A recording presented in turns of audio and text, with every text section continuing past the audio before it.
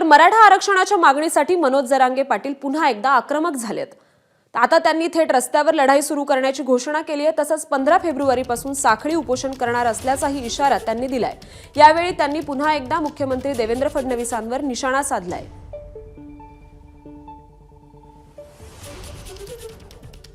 रस्त्यावरची लढाई जर मराठी लढायला लागली तर सरकारला भयंकर त्रास होईल त्याचा।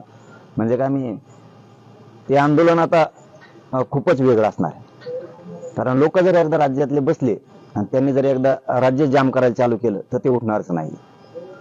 आणि एक भीषण परिस्थिती, शांततेची भीषण परिस्थिती देवेंद्र फडणवीस पहिल्यांदा बघणार। देवेंद्र फडणवीसची जी चाल आहे ना तो मोडायला तयार नाही, तो मोडायला तयार नाहीये। त्याचे जे चाल आहे द्वेषाची, मराठा द्वेषाची, ते सोडायला तयार नाही। कारण आपण किती होतोय काय म्हणतात ना, जुनी म्हण आहे बघा, एखाद्याच्या नरड्यात किती हात घाला तो कोरड्यात निघतो, तसं याला किती सांभाळा मराठ्यांनी। शेवटी असं वाटतं की हे मगरूरच आहे, हे मराठा द्वेषी आहे, हे आकाशानं बरबादलेलं आहे पुरं। हे फडणवीस जे आहे ना ते पुरं बरबादलेलं आहे। जातीवादानं पछाडलेला जर माणूस या राज्यात कोण असेल ना तर ती देवेंद्र फडणवीस। एबीपी माझा, उघडा डोळे बघा नीट।